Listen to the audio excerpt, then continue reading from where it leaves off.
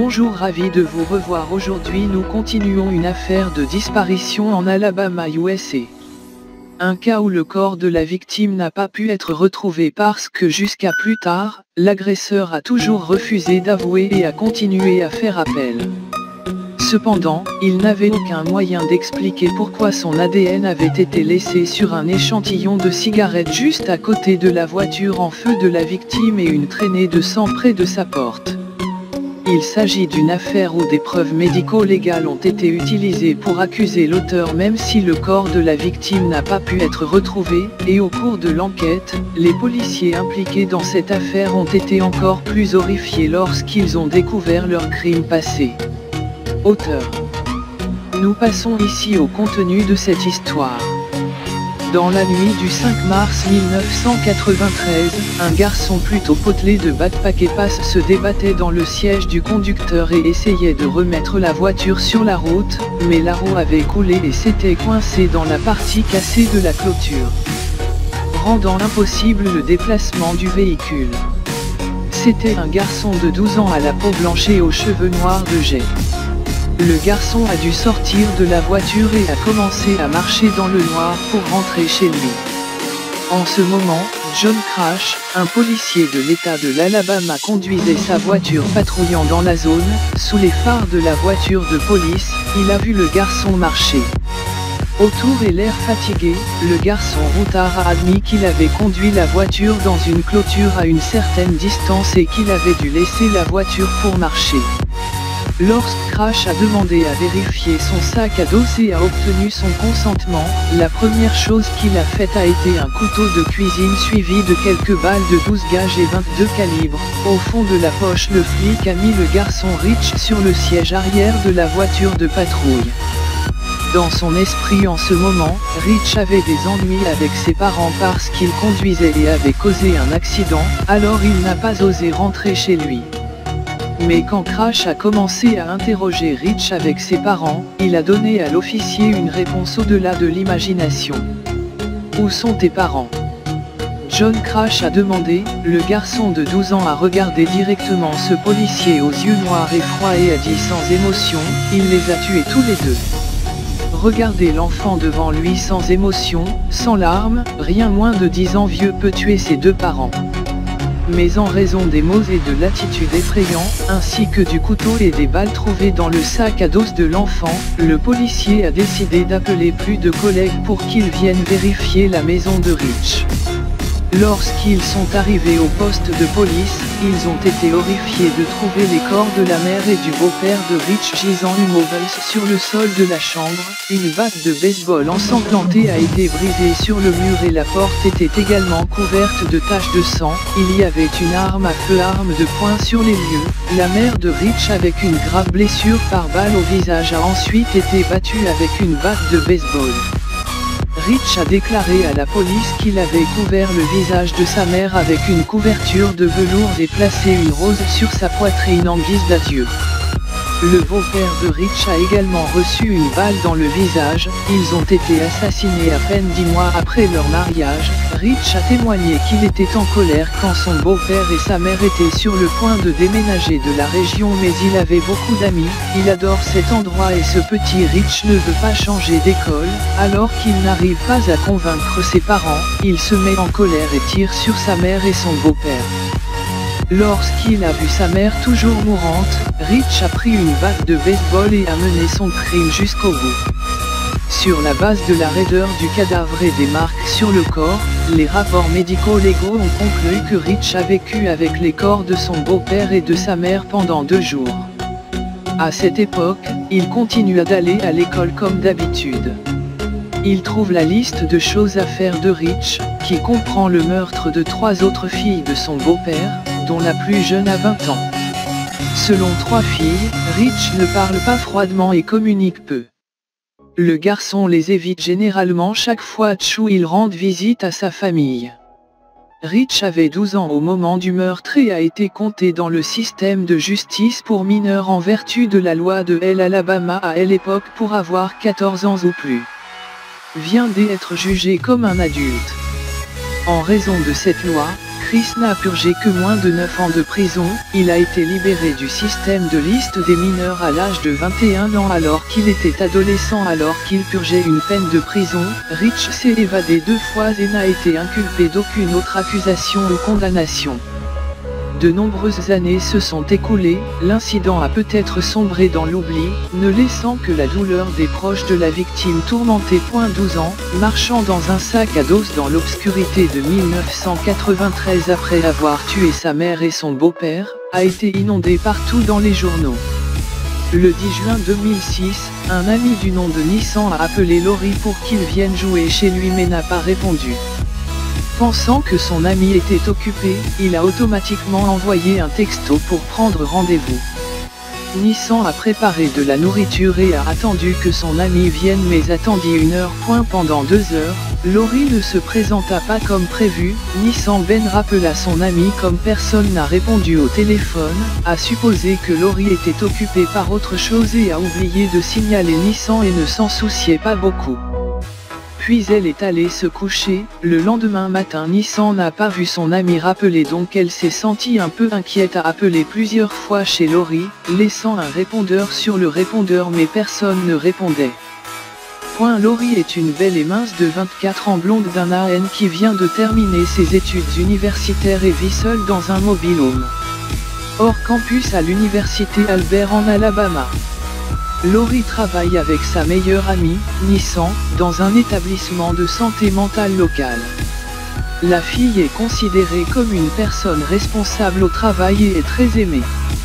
Lundi 12 juin après ne pas avoir vu Lori venir travailler tout en étant une personne très disciplinée et travailleuse. À ce stade, Nissan a vraiment senti que quelque chose n'allait pas avec son amie. Elle s'est souvenue de l'appel il y a 2 jours avec Lori et a entendu la voix de Rich au téléphone. Elle n'a pas été surprise car les deux se connaissaient. Le lendemain, Lori n'est toujours pas allée travailler. Cette fois Lisa décide d'inviter un collègue à venir avec la maison de Lori pour vérifier ce qui s'est passé.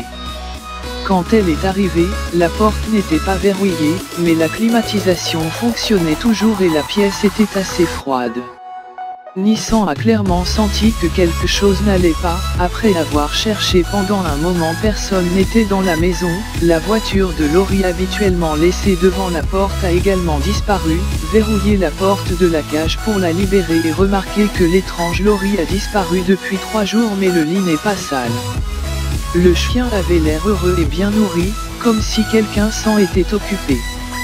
À ce moment-là, Madame Allen, la mère de Lori qui travaille comme infirmière dans une maison de retraite, a appris que son fils ne travaillait pas d'un collègue de Lori et a essayé de l'appeler à plusieurs reprises mais n'a pas pu passer.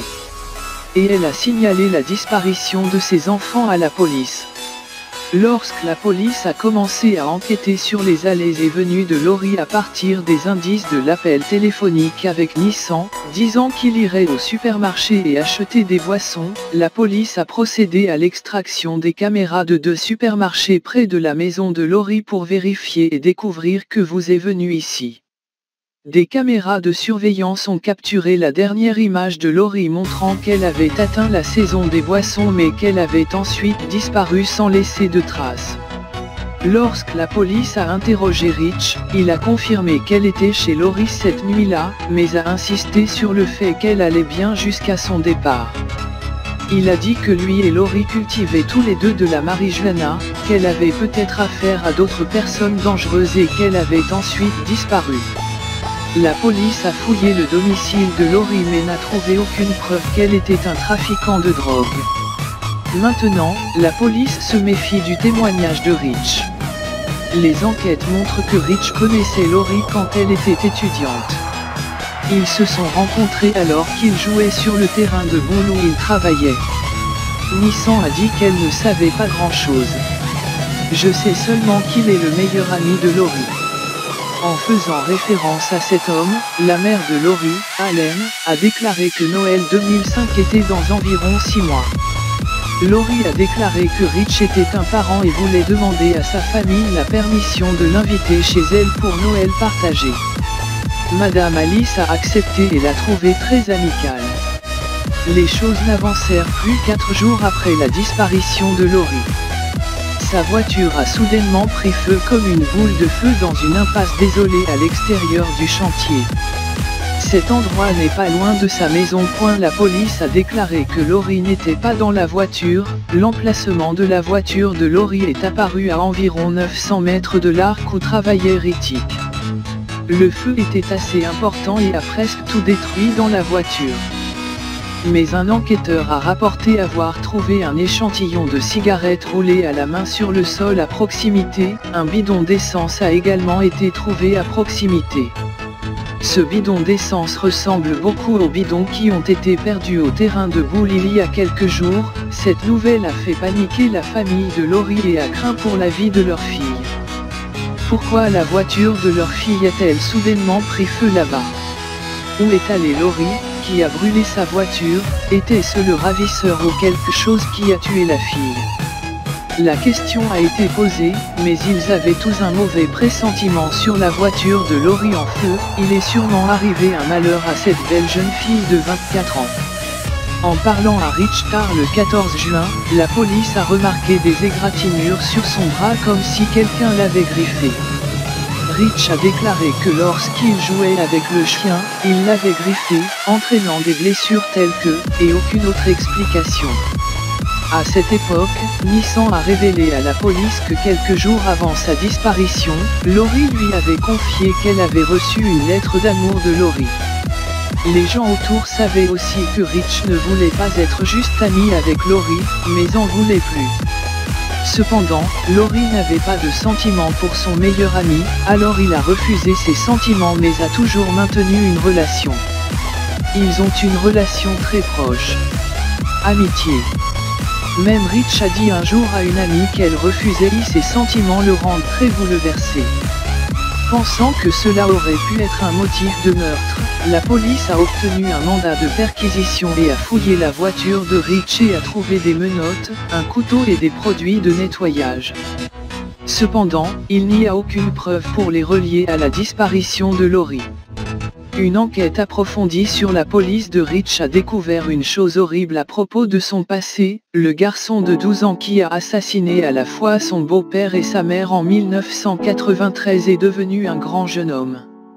Mais malgré son mauvais passé sans preuve directe et sans le corps de Lori, la police n'a pas suffisamment de motifs pour l'inculper. Juste après l'interrogatoire du 14 juin, Chris a quitté Albert, l'affaire est tombée dans une impasse, l'affaire a continué de stagner jusqu'en 2016, 10 ans après l'incident, Mark est agent spécial du bureau d'enquête de l'État de l'Alabama. Une seule demande. Traitant d'anciens cas non résolus, il a choisi la disparition de Lori en premier. Après de nombreuses tentatives des agents pour récupérer le dossier poussiéreux qui avait été perdu après de nombreuses perturbations, ils ont trouvé un rapport dans une enveloppe non ouverte, selon lequel, lorsque Lori a disparu en 2006, la police a recueilli des preuves à son domicile. Mais quand les résultats sont arrivés, personne n'a suivi. Le rapport contenait des preuves significatives de l'ADN de Rich, identifiant le sperme trouvé sur les draps de lit de Lori et dans des taches de sang sur la porte. 3 tapis de cuisine disparus quelques années plus tard. Un ancien colocataire de Rich a contacté la police en disant qu'il avait trouvé 3 vieux tapis avec le sang de Rich également trouvé sur l'un des tapis. A continué d'envoyer des échantillons de cigarettes trouvés à côté de la voiture qui explose de Lori. Les résultats du laboratoire médico-légal ont montré que l'ADN de cet échantillon correspondait également à l'ADN de Rich, ce qui est important car il a lié Rich à la scène de l'incendie de la voiture jusqu'en 2018, 12 ans après la disparition de Lori, les autorités avaient suffisamment de preuves pour condamner. Maintenant il vit à Virginia à plus de 800 km de son ancien domicile. Un groupe de travail a arrêté Rich à son domicile dans la Virginie rurale où il vivait et était fiancé à un bibliothécaire scolaire. Il est accusé d'avoir tué Lori mais il nie complètement avoir quoi que ce soit à voir avec la disparition de Lori.